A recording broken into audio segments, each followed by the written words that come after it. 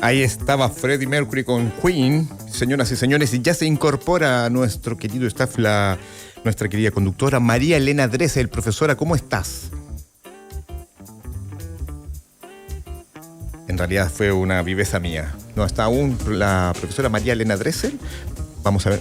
Pero ya tenemos al teléfono, ¿se va a incorporar? Sí, estoy. Roca Balbuena, ¿me escuchas? ¿Me escuchas? Ahí te escucho. Hola, María Roca, Elena. ¿cómo te va? ¿Cómo estás? Disculpa por estos problemas técnicos que he tenido, pero estoy aquí en la mitad de una aglomeración, un ¿No te taco. puedo creer? ¿Una manifestación? No, un taco. Ah, perfecto. Un taco de tránsito, digamos. Perfecto. ¿Estás moviéndome manejando por Santiago. al mismo tiempo? Te pido por favor que estaciones, no corras peligro. Ok. Usted presente a nuestro entrevistado para que no corramos peligro. Mientras nuestra profesora se acomoda su vehículo, que es un Fiat 600, vamos a hablar con Pablo Lacosta, académico de la Universidad de Santiago, nuestro querido invitado de hoy. Él es del Instituto de Estudios Avanzados de esta universidad, es historiador y un experto en estudios americanos, y que vamos a hablar, por supuesto, de lo que está pasando en Cuba y los estallidos sociales en Sudamérica. Pablo, ¿cómo estás? Hola, un gusto estar en contacto con ustedes. Buenísimo. Hola, Pablo, buen día. Te saludamos con mucho afecto. Hola, Elena, ¿qué tal? Pablo, cuéntanos un poco tu visión de lo que está pasando en Cuba, esto que ya se puede venir prácticamente una guerra civil, según lo que está invitando a Miguel Díaz-Canel, el presidente, a que se defienda la revolución, mientras los manifestantes parece que no dan tregua. ¿Cómo ves esta situación a nivel global? Bueno, a ver, tenemos tres miradas, ¿no? Hay una mirada estructural económica. Cuba por sí misma no es capaz de generar los recursos que necesita para funcionar, depende de otro. Cuando Fidel hizo la revolución le pidió ayuda a Estados Unidos. Recordemos que su proyecto inicial era socialdemócrata. Él se levanta y hace la revolución contra la dictadura de Batista para poner de nuevo en vigencia la Constitución liberal de 1940. Pero Estados Unidos le ladeó el caballo olímpicamente, lo dejó aislado en una situación de máxima fragilidad, y entonces Fidel no tuvo más remedio que echarse en brazos de la Unión Soviética. Así es. Entonces durante 30 años Cuba fue subvencionada por la Unión Soviética, pero cuando colapsó la Unión Soviética se quedó sin padrino. Entonces ahí vino otra rebelión como la que tenemos ahora, la rebelión del Malecón del 94, porque no había manera de sostener y de funcionar y de financiar el costo de la isla. Ahí vino la ayuda de Venezuela poco tiempo después, y el turismo. Entonces se armó una industria turística que era ideológicamente muy agresiva, muy contradictoria con el idealismo del gobierno de los Castro, ¿no? Porque instalaba un enclave dentro de Cuba donde venía gente de otras partes del mundo mostrando el estilo de vida de los países fuera de la isla, y esto generaba tensión interna. Pero bueno, con eso logró más o menos equilibrar las cuentas. Hasta que ahora viene el problema, que colapsa la economía de Venezuela, ya no tiene subsidios de energía, y colapsa la industria turística por la pandemia. Entonces, esto genera una inflación que Cuba astutamente había logrado mantener el control de la inflación, pero el peso se devaluó y de 24 pesos por dólar pasó a arriba de 60. Entonces tienen una inflación muy alta, tienen un problema de devaluación fuerte y caída de ingresos por el cierre del turismo, que es la única fuente de divisas que tiene Cuba. Entonces, esto genera condiciones estructurales.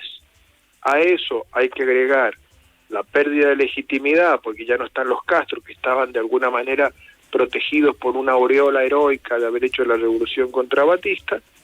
Y el tercer punto es que se activa el mundo cultural con los cantantes, los que hacen en la música popular, y que ellos ya están saturados del sistema político instalado ahí, y ellos están vehiculizando un cambio de paradigma cultural que va a ser muy difícil de controlar para el gobierno. Pablo, ¿y oficialmente en Cuba hay una dictadura? Oficialmente, perdón, como oficialmente. O sea, hay digo un gobierno... digo que es formalmente como se conoce el significado que tiene una dictadura. Ellos en Cuba están teniendo una dictadura. Bueno, ellos la instalaron en el año 59 y Fidel Castro tomó la decisión de no convocar elecciones, o sea, la soberanía la tomó él. En lugar de decir, no, vamos a hacer elecciones, que hubiera ganado, o sea, si Fidel Castro hubiera llamado a elecciones libres en el año 60, claramente hubiera ganado en ese momento. Pero por un tema ideológico, él tuvo que subordinarse a la Unión Soviética, tuvo que renunciar a los principios del liberalismo político y que la democracia radica en el pueblo. Entonces, en vez de reconocer eso, dijo, no, nosotros instalamos el modelo de la autocracia, la dictadura del proletariado, y bueno, es lo que la Unión Soviética nos exige, no tenemos otro camino, y tuvieron que adoptar eso, y después ya no pudieron nunca más volver a devolverle la soberanía al pueblo, ¿verdad? Pablo, y hoy, ponte tú, en términos de porcentajes, ¿cuánto es el porcentaje que apoya al presidente y cuánto es el porcentaje de contrarios y que están manifestándose en Cuba? Bueno, es muy difícil eso porque recuerden que el acceso que tenemos a la información es muy restringido. Tengamos en cuenta que el gobierno cortó el servicio de Internet. Sí. Entonces, después volvió a activarse, pero en forma intermitente. Wi-Fi no hay porque es carísimo. Entonces, tenemos acceso a información de Cuba muy fragmentado. Entonces, sacar conclusiones es muy, muy difícil. Y aparte, bueno, ellos han armado un aparato represivo muy vigoroso que impide, digamos, expresión libre, medios de comunicación pluralista, todo eso no hay, lamentablemente, ¿no? Entonces, digamos, es una situación muy difícil. Parecía que ellos lo podían controlar. Ellos construyeron una doctrina que después exportaron a Venezuela en el sentido que se podía controlar todo. Pero es que ahora, si la cultura se les pone enfrente... No, claro, ya se masificó se hizo visible, demasiado visible, y ya está en ojos de todo el mundo, entonces ya no es tan fácil. Y más encima, ¿qué te parece? ¿Qué contexto y qué proyección le das a este llamado que hizo el presidente de defender, un llamado a todos los revolucionarios de defenderse ante los manifestantes? ¿Es un llamado literal? ¿Es un llamado a pelearse, a confrontar físicamente contra los manifestantes? Bueno, es parte de la épica, de la tradición. Ellos, digamos, han logrado elevar la revolución a la altura de lo sagrado. Para ellos lo más sagrado es la revolución. De ahí el eslogan, patria o muerte, venceremos. Claro.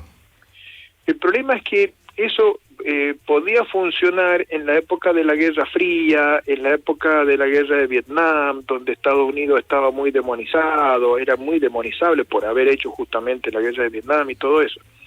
Pero han pasado tantos años de ese momento que esto ha quedado old fashion, ha quedado como un anacronismo. Entonces, el concepto, usar la palabra patria o muerte venceremos, ya queda muy viejo, porque ya las nuevas generaciones, los millennials, ya no creen en eso. Para ellos, ¿Pablo? Cuando el país se llama patria es porque pide sangre. Entonces usted invoca la patria cuando tiene que lograr calentarle la cabeza a la gente para que vaya a morir por una guerra que, bueno, supuestamente será más o menos justa, eso habrá que discutirlo, pero ahí usted usa la palabra patria. Pero la tiene que usar durante un tiempo corto. Si abusa de eso, se va desgastando. Y ahora los artistas cambiaron el eslogan del gobierno cubano, patria o muerte, por... Patria y vida. Claro. Patria y vida. Ahí es muy difícil ganar esa batalla cultural. Pablo, y en ese sentido... Y en ese sentido, más allá de los artistas y también la conexión global que existe hoy día, y lo hemos visto en distintas partes del mundo con distintos estallidos sociales también, donde la organización pasa mucho por precisamente esta nueva manera de organizarnos que tenemos como sociedad apalancado con la tecnología. ¿Qué pasa con los paradigmas? Porque uno ve que efectivamente hay ciertos líderes que todavía apelan a esa épica de la que tú estabas hablando, que tuvo el régimen de los Castro, para poder volver a posicionarlo quizás en otras partes de Latinoamérica. Con esto uno podría pensar en que ya no sé, el comunismo y los antiguos principios no van más? A ver, el asunto es que el comunismo tiene, por un lado, algunos costados débiles, pero también tiene sus fortalezas. No podemos decir que es absolutamente algo negativo, porque en tal caso sería inexplicable que Jadwe esté encabezando las encuestas de candidato presidencial en Chile hace muchos meses. Obviamente, lo que él propone tiene este costado débil. El pobre Jadwe tiene que estar hoy de alguna manera muy preocupado, diciendo qué mala suerte, justo explotó esto ahora, una semana antes de mi gran candidatura para llegar a la presidencia. Entonces, este es el costado débil, pero tiene otros costados que son correctos. O sea, América Latina, recordemos que estuvo 300 años como colonia de potencias europeas, y ese modelo colonial le generó fuertes jerarquías sociales, mucha pobreza y un modelo de producción instalado en aquella época donde América Latina participaba de la División Internacional del Trabajo como mero productor y exportador de materias primas sin valor añadido. Y eso hace que sea muy difícil sacar a la gente de la pobreza, porque cuando usted genera solo materias primas, los salarios necesariamente son muy bajos, porque las materias primas se transan en el mercado mundial por un valor internacional y los márgenes son pequeños, entonces los salarios son pequeños. Sí. Oye, entonces, ese problema genera condiciones de tensiones sociales que, si los partidos políticos democráticos tradicionales no son capaces de abrir un camino de mayor integración, y bueno, se generan condiciones para que aparezcan este tipo de mensajes con reivindicaciones sociales y que tengan eco en la sociedad. ¿Y qué vislumbras, Pablo, de lo que puede venir? ¿Este movimiento va a ser tan firme que va a hacer remecer el gobierno va a comenzar a ceder en algo, o tú sientes que va a ser aplacado finalmente? Bueno, todavía es difícil saberlo. Este régimen ha durado muchísimos años y domina todas las técnicas para neutralizar la disidencia, neutralizar a los opositores. Ha hecho experticia, ¿no? No hay ningún gobierno en el mundo que haya durado tanto. La dictadura de Franco duró apenas 40 años. Estos van por más de 60. Son mucho más especializados que Franco. Pinochet duró 17, en fin, no, Videla duró 5 años. Ellos tienen una especialidad mundial en el manejo de la disidencia y en la supervivencia del poder, de un poder autocrático que nadie los votó. Y ellos manejan eso, han creado un conocimiento. ¿Esa expertise, Pablo, tiene relación con las formas de neutralizar a los manifestantes? ¿Tiene una relación con la represión? Jadwe estaba diciendo que no había visto hasta el momento, no se había enterado de globos oculares rotos, pero ahí desde Derechos Humanos le respondieron que en Cuba hay otro tipo de formas de represión. ¿Tiene que ver con eso? Bueno, a ver, los globos oculares rotos son cuando usted tiene 2 millones de manifestantes en las plazas, hay grupos de lumpen proletariado y vándalos que están destruyendo y quemando universidades, centros culturales, monumentos, restaurantes, hoteles, pymes. Entonces el gobierno manda a la fuerza policial a controlar el orden público.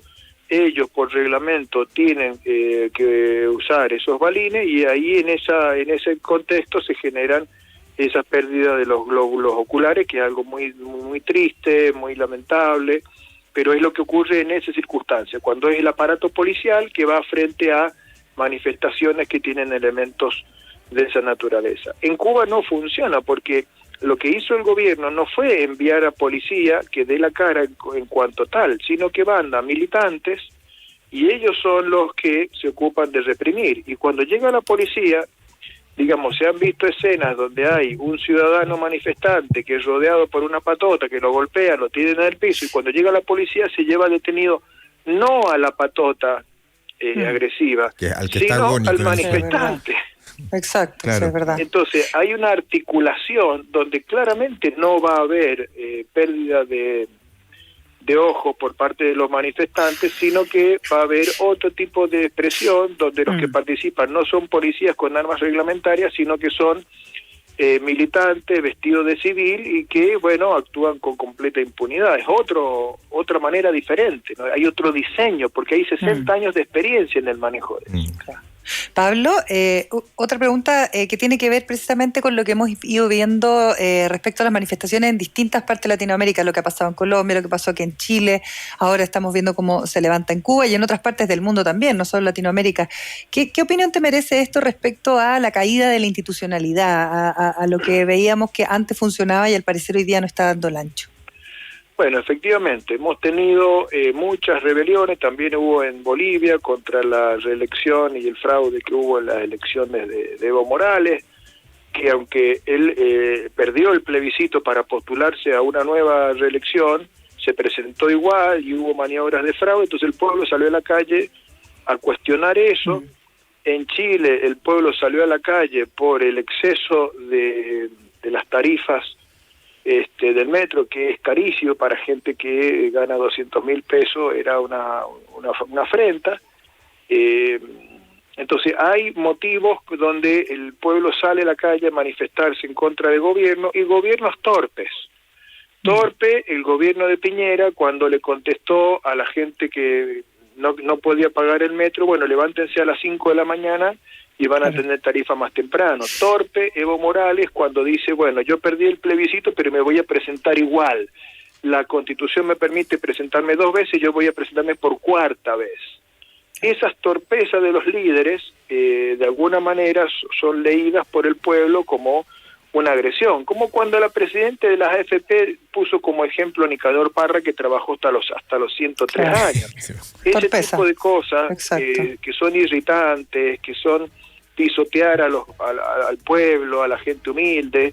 Bueno, entonces eso después desencadena unas energías que ya nadie puede controlar, ¿no? Es como el aprendiz del brujo, ¿no? Esa élite arrogante, pesada, que se cree dueña de la verdad, pone en marcha fuerzas que luego se le van de las manos por sus propias torpezas y esos abusos de poder, ¿verdad?